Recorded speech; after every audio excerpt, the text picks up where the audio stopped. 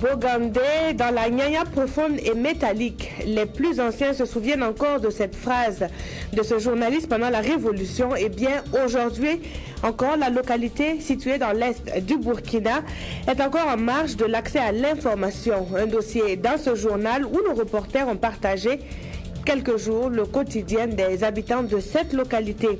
Décriés pour raison de diffusion d'ondes nocifs pour la santé des populations, les pylônes des réseaux de téléphonie mobile font l'actualité, cette fois positivement. Eh bien, il a été démontré à Ouagadougou qu'ils peuvent servir d'outils de mesure de la pluviométrie. Un groupe de scientifiques qui travaillent les précisions dans ce journal. Bonjour à tous et bienvenue.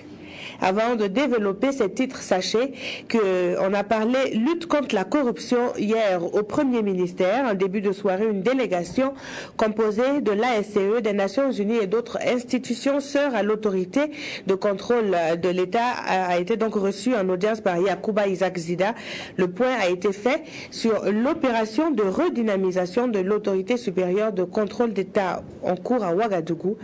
Les précisions de Claudine Bikaba. L'autorité supérieure de contrôle d'État ASE et la délégation des Nations Unies pour la lutte contre la corruption et la drogue, ainsi que des représentants des institutions sœurs de l'ASE, du Niger et du Sénégal, sont reçus ici par le Premier ministre Yacouba Isaac Zida. Objectif de la visite, aborder des questions de lutte contre la corruption au Burkina à travers l'évaluation de l'ASE. Nous sommes ici en mission d'évaluation de l'ASCE. C'est depuis 6 ans que l'institution existe et nous sommes donc en train de regarder dans quelle mesure cette institution a pu accomplir ses missions et dans quelle mesure elle sera capable d'accomplir ses missions de demain. Parce que comme vous le savez, elle a acquis de nouvelles fonctions, en fait des nouvelles responsabilités, notamment par rapport à la déclaration des patrimoines qui vient d'être adoptée par le Conseil national de transition. Donc, la nouvelle législation de lutte contre la corruption. Et il faut donc voir dans quelle mesure cette institution, l'ASCE, est capable donc d'accomplir cette mission. Selon les hôtes du Premier ministre, ils sont là pour apporter leur expertise à l'ASE afin de la renforcer pour qu'elle puisse lutter efficacement contre le phénomène de la corruption. Ce que nous constatons, c'est que l'institution s'est surtout focalisée sur l'inspection, sur l'audit, mais la lutte contre la corruption, notamment tout ce qui est le volet de détection, répression, tout ce qui est poursuite au niveau de la justice, n'a peut-être pas pu satisfaire la volonté du peuple burkinabé ces dernières années. Et donc nous sommes en train de voir comment on peut renforcer cette institution, notamment en termes de son autonomie financière, les moyens de fonctionnement et également la capacité en termes d'effectifs et en termes d'agents formés, des gendarmes, des policiers, des officiers qui peuvent travailler au sein de cette institution pour vraiment enclencher une lutte contre la corruption. Il ne suffit pas d'avoir une loi contre la corruption, encore il faut avoir un organe qui va maintenant vraiment mettre en œuvre cette législation. Pour le représentant de l'ONU, au sortir de la mission, ils devront fournir un rapport avec des recommandations à même d'aider l'ASE à mieux assurer sa mission. À présent, cette expérience concluante qui a fait ses preuves au Burkina Faso, un outil de mesure de la pluviométrie en utilisant les pylônes des réseaux de téléphonie mobile. Les chercheurs du consortium Rensel Africa ont présenté le fruit de leurs travaux lors d'un forum tenu en début de semaine à Ouagadougou. Les précisions avec Rufin Bationo et Claudine Bikaba. Pour mesurer les quantités d'eau tombée, le Burkina Faso a désormais un nouvel outil. Il s'agit de l'utilisation des pylônes des réseaux de téléphonie mobile pour estimer les précipitations en Afrique subsaharienne. C'est une initiative de Rensel Africa, un réseau de chercheurs internationaux en partenariat avec l'université de Ouagadougou. Vous savez donc que quand il pleut, il y a une diminution du signal transmis donc par les liens de téléphonie cellulaire. D'un pylône à l'autre, il y a diminution. Pourquoi? Parce que l'eau, c'est de la matière. Il y a une partie de l'onde transmise qui est absorbée, une autre partie est diffusée comme un miroir. Alors, de l'autre côté donc, du pylône, il peut y avoir baisse donc, de l'intensité donc, du signal. Alors, les opérateurs ils suivent régulièrement pour savoir quelle est l'intensité qui a baissé. Voilà. Nous, notre travail a consisté donc, à prendre cette quantité donc, qui a disparu pour convertir, pour faire le lien avec la quantité d'eau qui est tombée. Cette innovation dans le domaine de mesure de l'eau sera d'un immense appui au service de météorologie burkinabé, selon son directeur général. Cette nouvelle technologie est une technologie qui cherche en fait à renforcer le réseau d'observation par le biais d'une nouvelle technologie qui vise donc à voir comment on peut pouvoir estimer la quantité d'eau précipitable, la qualité donc des précipitations dans des zones qui ne sont pas couvertes par le réseau d'observation. Donc à plus d'un titre, cela nous permettra donc d'avoir une idée sur les quantités d'eau précipitable dans les zones qui ne couvrent pas notre réseau d'observation. Réunis ici, les membres du consortium Rensel Africa se sont aussi penchés sur le développement des collaborations scientifiques et méthodologiques nord-sud et la lutte contre la vulnérabilité des populations. Bogandé, dans la Yaya profonde et métallique, souffre déjà de l'enclavement routier, mais en ce 21e siècle, la localité dans l'est du pays souffre également de l'accès à l'information. La cause ne serait pas liée au fait qu'il soit réfractaire aux technologies de l'information et de la communication, quoique. Mais Karim Patrick Mamouano aussi est rendu pour comprendre le vide médiatique que subit Bogandé. Voici son constat. Le monde est un village planétaire grâce à l'Internet, dit-on. Mais Bogandé semble n'avoir pas sa place dans ce village. Le web est un mirage ici. Les cyber n'existent que de nom. Il y a certes des ordinateurs, mais la toile se fait désirer. Le débit est très faible. Ça, c'est un. Et voire souvent, il n'y en a pas. Souvent, dans la soirée comme ça, impossible de se connecter même. C'est très difficile. À Bogandé, on n'a pas accès à DSL. ADSL n'est pas encore arrivé à Bogandé. Donc la 3G non plus. Donc on est obligé de se connecter soit avec la DG, soit avec la ligne téléphonique. Du coup, quand le correspondant des éditions Le Pays collecte l'information, il imagine déjà les difficultés pour envoyer son papier à Ouagadougou. Ils envoyaient par support papier avec les séries de transport. Donc ça peut faire 2-3 jours pour arriver parce qu'il n'y a pas d'internet. Et bon, tout dernièrement, il faut dire que c'est des clés de connexion, on utilise et ce n'est vraiment pas facile. Yarga Larba a tout de même l'opportunité de revoir ses articles publiés dans Le Pays à Bogandé. Ici au marché, Jean Sénini est le seul distributeur de journaux. Sur ces étals, on trouve 6 parutions ivoiriennes contre 3 journaux burkinabés. Sidoya et l'Observateur Palga n'y sont pas vendus depuis de nombreuses années. C'est le moins qui me manque, puisque l'Observateur demande 80 000 francs par cochon. Et puis, c'est vrai aussi demande comme ça. Bon, alors que les autres, bon, ils déposent seulement, on va et puis on les envoie de l'argent. La mévente est énorme, mais parmi quelques fidèles lecteurs figure cet animateur de radio. Les journaux, il les achète pour la revue de presse en moré, en goulmantiement et en fulfulde. Après l'enregistrement, c'est d'isoler les informations qui peuvent surtout nous intéresser ici dans la Yaya. Parce qu'il y a certaines informations, bon, on ne s'attarde pas là-dessus. Et juste après ça, à nos sessions, nous avons des animatrices qui vont traduire directement du français en goulmantiement ou en moré fulfulde. Radio Diawampo, couvrant environ 8 provinces, synchronise avec le journal parlé de la Radio nationale et de Radio France Internationale. Au-delà des informations, le média sensibilise. Il y a eu beaucoup de changements à notre niveau, parce qu'aujourd'hui, quand on parle de l'assainissement, la radio a tellement éveillé les gens, parce que si tu n'es pas informé, tu ne peux pas aller en avant. L'information est un droit, mais à Bogandé, son accès est loin d'être un acquis pour tous. Karim Namouano, vous serez d'avis avec moi qu'il faille prendre l'exemple sur le Yatenga. En entendant les droits humains et la promotion civique sincère dans les écoles nationales des enseignants du primaire, les éducateurs sont outillés et ils pourront transmettre les connaissances en la matière aux enseignants du primaire et par ricochet aux élèves.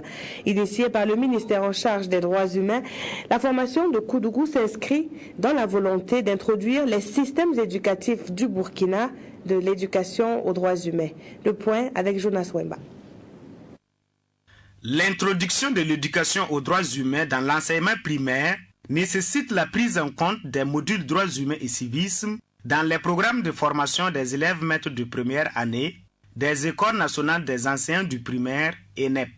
Pour ce faire, ces encadreurs permanents de ces écoles de formation s'approprient ici à Koudougou les notions de civisme afin de permettre aux élèves maîtres d'utiliser ce guide pour l'utilisation aux droits humains dans leurs écoles respectives. L'année passée, je pense qu'à mai, nous étions là avec les directeurs des études des différentes INEP pour arrêter une stratégie d'introduction de l'éducation aux droits humains à l'école primaire. Et c'est cette stratégie qui a suggéré qu'on puisse former les enseignants permanents des INEP. Et ce sont ces enseignants permanents qui sont là avec nous pour ces 3 jours. Des écoles pilotes de 6 circonscriptions d'éducation de base, des provinces du Kadiogo et de Oué, ont été ciblés depuis 2013 pour l'expérimentation de l'éducation aux droits humains. Et les conclusions du bilan établi s'avèrent encourageantes. On a constaté qu'au niveau du primaire, les tout petits, on change progressivement de comportement. Et des comportements d'amitié, de collaboration, de justice, de paix, d'entraide, etc. Et ce qui fait dire que si la généralisation est effective, c'est tous les enfants donc, du Burkina Faso qui vont en bénéficier. La présente session est initiée par le ministère en charge des droits humains avec l'appui du ministère de l'Éducation nationale et de l'alphabétisation. L'objectif final de la démarche étant d'inculquer dès la base à la jeune génération les notions de civisme et de droits humains. Hier, le Premier ministre Yacouba Isaac Zida faisait une déclaration sur la nécessité d'œuvrer à la bonne marche de la transition. Plus tôt dans la matinée, à Bobo Dioulasso, des jeunes menaient déjà la réflexion sur le sens à donner à leurs différentes revendications. Manifester, oui, mais être réaliste dans le contexte actuel de la transition. Les débats étaient sans tabou, nous dit Kadou Romenki. Le délestage n'a pas faibli la mobilisation de ces jeunes. Des jeunes décidés à échanger sur le thème jeunesse et leadership dans un contexte post-insurrectionnel. Après l'insurrection, nous voyons que la jeunesse s'implique donc davantage dans plein d'activités donc de la société. D'où ce message d'invite à la paix et à la citoyenneté à l'intention de la jeunesse bobolaise. Pour ce faire, il est conseillé à chaque jeune d'éviter les discours de feu, les discours de haine, au profit des discours de paix, d'amour et de cohésion sociale.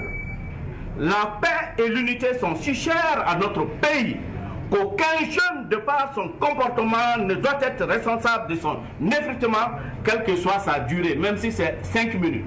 Aucun jeune ne doit en tout cas se tenir responsable de cet effritement. D'autres sujets à polémique ont également été abordés, tels la question du régime de sécurité présidentielle, celle de la non-participation des militaires aux élections, la question du vote des Burkinabés de l'étranger et enfin les incessantes manifestations des populations qui donnent un peu du fil à retordre aux autorités de la transition.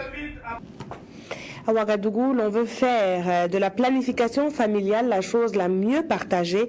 Les acteurs intervenant dans le domaine partagent en ce moment même leurs expériences en vue de mettre en œuvre un projet initié en la matière. Les précisions de Wendata Nathalie Kaoré. Avec en moyenne 6 enfants par femme, le taux de fécondité au Burkina Faso reste parmi les plus élevés. Cette statistique émane du ministère de la Santé qui ajoute que le taux de mortalité maternelle est de 341 décès pour 100 000 naissances vivantes. Mais ces décès pourraient être évités à 30% en améliorant les services de planification familiale. C'est ainsi que le ministère de la Santé et ses partenaires ont mis en œuvre un projet pour l'accès des populations aux services de planification familiale. Dans le cadre de ce projet, 25 sites ont été identifiés pour offrir des services pendant la période appelée postpartum. Le postpartum, c'est l'utilisation des méthodes contraceptives immédiatement après l'accouchement. Immédiatement après l'accouchement, souvent pour le DEU dont nous parlons aujourd'hui, et cette méthode contraceptive peut être mise directement dans la salle d'accouchement même. C'est une méthode qui nous permet déjà de prévenir des grossesses qui peuvent survenir immédiatement. L'ONG Daipeigo, spécialisée dans le domaine de la santé de la mère et de l'enfant, soutient le ministère de la Santé dans ce projet. Pour cette ONG, les résultats du projet sont appréciables, mais il y a encore des obstacles à surmonter. Le dispositif intra-utérin, pour le mettre à une femme, il faut un matériel d'examen gynécologique. Et les structures qui sont très périphériques n'ont pas la possibilité de stériliser ce matériel. Et justement, c'est un obstacle à la disponibilité de ces services dans ces structures très périphériques. C'est une des leçons que nous en avons tirées. Les obstacles constatés dans la mise en œuvre du projet feront l'objet de discussions à cette rencontre.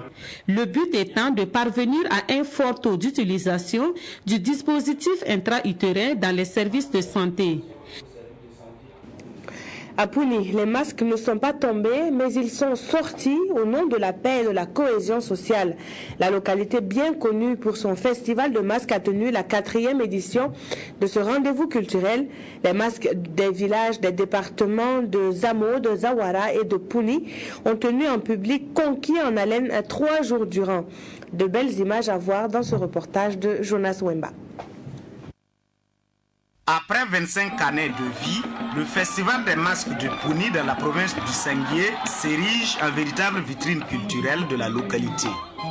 Pour sa présente édition, 14e du genre, c'est une trentaine de troupes issues de différentes sociétés de masques qui ont rivalisé d'ardeur à la danse.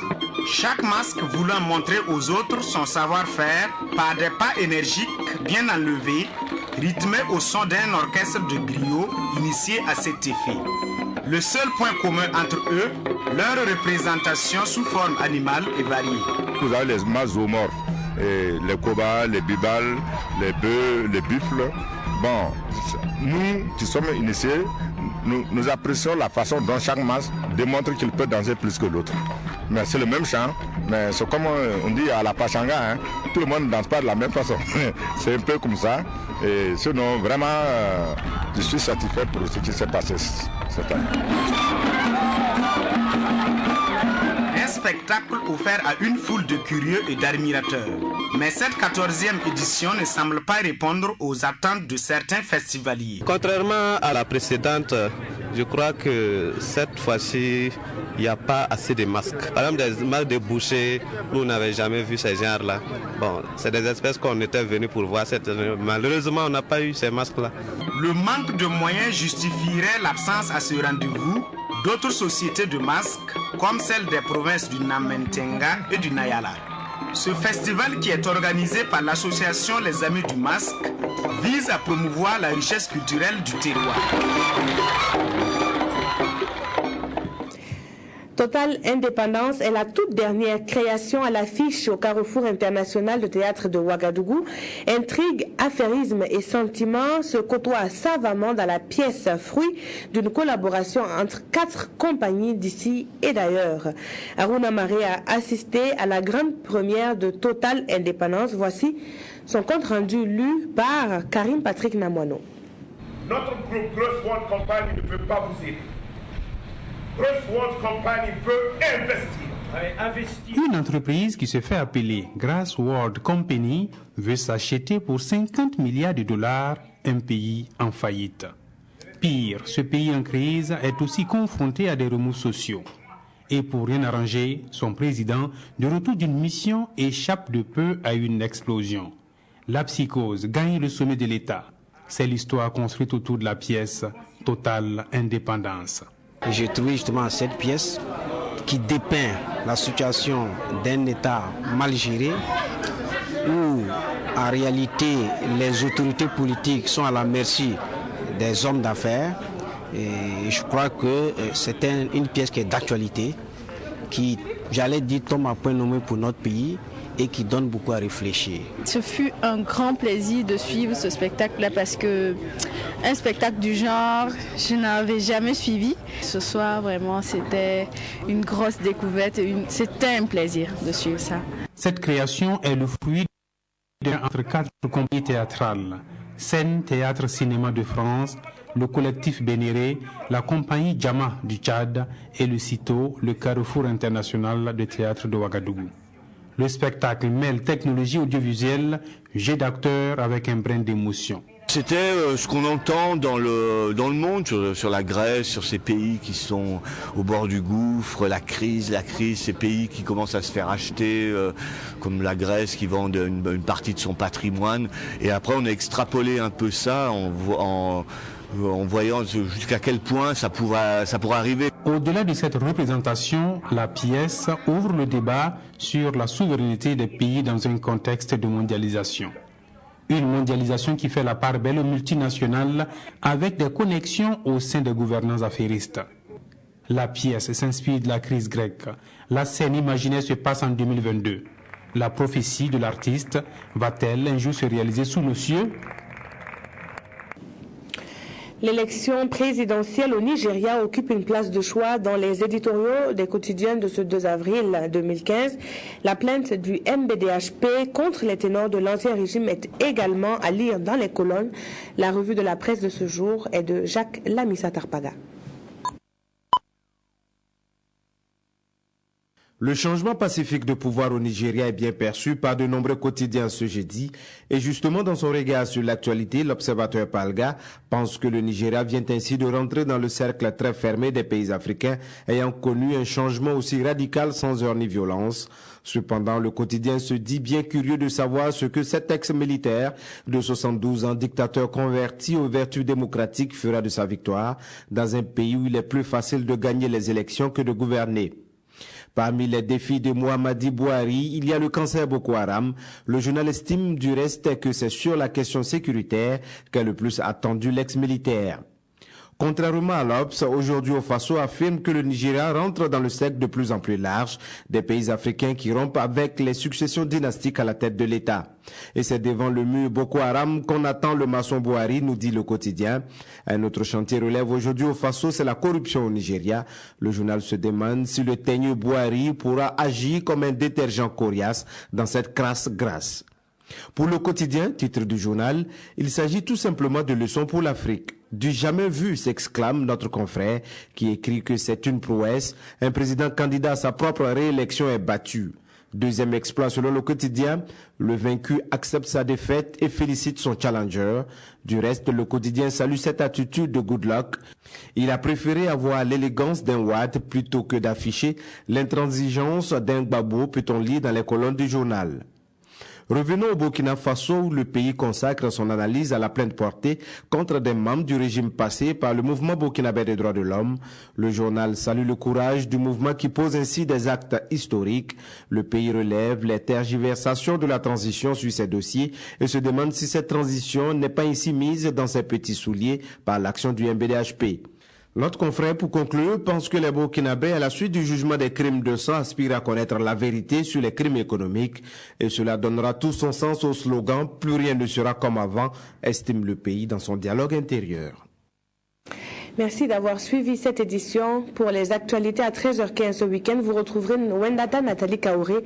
Je vous souhaite de passer un très bon week-end pascal, très bon après-midi à toutes et à tous.